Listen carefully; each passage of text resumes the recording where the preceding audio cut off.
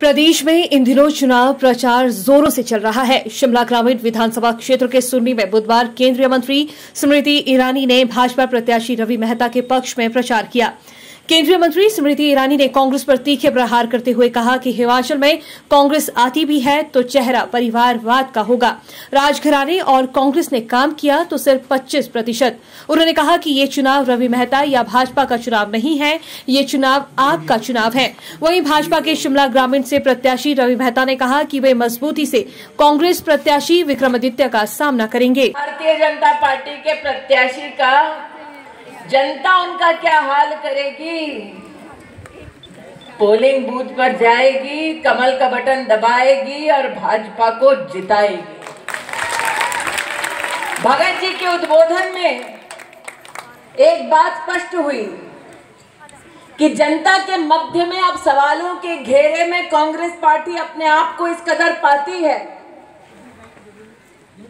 कि राजभवन में एक सवारी आती है, वो सवारी प्रेस को बुलाती है और कहती है कि आओ हम बताएं आपको कि कैसे हमने इतने फला हजार करोड़ रुपया इस एक विधानसभा क्षेत्र में खर्च किया।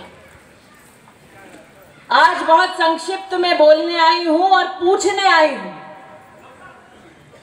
कि अगर राजघराने ने, कांग्रेस पार्टी ने इस विधानसभा क्षेत्र में काम किया होता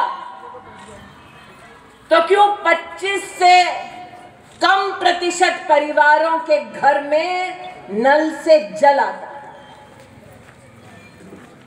इसी आज भी देश में घूम रहे हैं, चल रहे हैं, लेकिन किसके साथ चल रहे हैं? सुबह एक मीडिया के मित्र ने कहा कि दीदी देखिए किसके साथ चल रहे हैं। मुंबई में जिसने उन पाकिस्तानियों की मदद की जिसकी वजह से कसाब जैसे कसाईयों ने मुंबई में कत्लेआम किया, जिस परिवार ने ऐसे आतंकी लोगों की सहायता की, राहुल गांधी उनके साथ यात्रा कर रहे हैं। किसके साथ यात्रा कर रही है कांग्रेस पार्टी? जिसने केरल में गौ माता की हत्या की और गला काटते हुए गौ माता की एक तस्वीर सोशल मीडिया पे चढ़ा दी। ऐसे व्यक्ति की पीठ पर हाथ देकर चल रहे हैं राहुल गांधी। राजभवन में जब मीडिया को बुलाया जाए तो निश्चित रूप से यह प्रश्न किया जाए कि किसके साथ घूम रही है कांग्रेस पार्टी, जिसने दिल्ली में एक विश्वविद्यालय में भारत तेरे टुकड़े होंगे का नारा दिया, वो डफली बजाते हुए राहुल गांधी के साथ चल रहे हैं। जवाब देना होगा।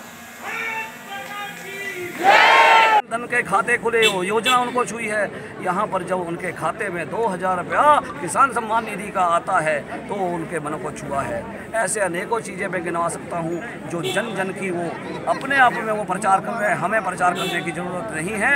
ये जन नीतियाँ हमारे जो जन को छुई है वो हमारा लाभार्थी है, वो हमारा समर्थक है, वो हमारा वोटर है। वो आशीर्वाद हम नहीं भी कहेंगे तब भी वो देने वाले हैं।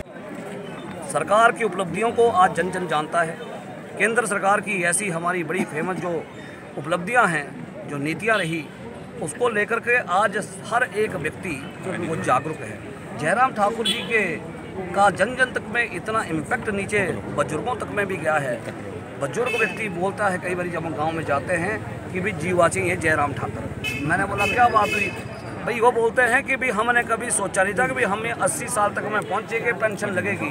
इस जयराम ने 60 साल हमारी पेंशन कर दी और अब जब हमारे को भी जीने का मन वे करता है भी 80 साल के बाद 100 साल जीना था, क्योंकि अब बेटा बहू के पास में दया नहीं करनी पड़ती है। दो मेरे को कोई धी देन हमारी घर में जो आती है त्यौहार उत्सव पे, अभी दिवाली पे आई थी तो उनको अभी हमारे उन बुजुर्गों को ये नहीं लगा कि उनके जेब में पैसा था तो इसलिए अपनी धी बेटी को खुद दे रहे हैं। अब तो उनके पोता पोती भी बोलते हैं दादू भाई 50 रुपीज़ दे दो, दादी बोलती है और 100 दे दो। वो 100 रुपया ऐसा जो हो गया क्योंकि उनकी जेब में है। उनका सम्मान बढ़ा, उनका एक हौसला बढ़ा, उनकी उम्र बढ़ी, उनके चेहरे पे ताजगी आई है। इसलिए मुद्दा यहाँ से प्रदेश की इन नीतियों ने जन जन को छुआ है। लोगों को 1100 जब डायल करते हैं वो शिकायत की उन्होंने छुआ है। जनमंच में जिनके हाथ में माइक थमाया, बेजुबानों को जब माइक दिया, वो नीतियाँ उनको भारी है। उनको जब है हॉस्पिटल के अंदर में जिसके पास में इलाज के लिए पैसे नहीं होते थे, वो 5 लाख रुपया जब उसका इलाज करने के लिए हॉस्पिटल में किसी भी तरह का इलाज होता है वो उनको छुआ है। महिलाओं को वो छुआ है कि जब उनको 1 बीघा योजना में आपने मुख्यमंत्री जी 1 लाख रुपया दिया, वो योजना उनको छुई है।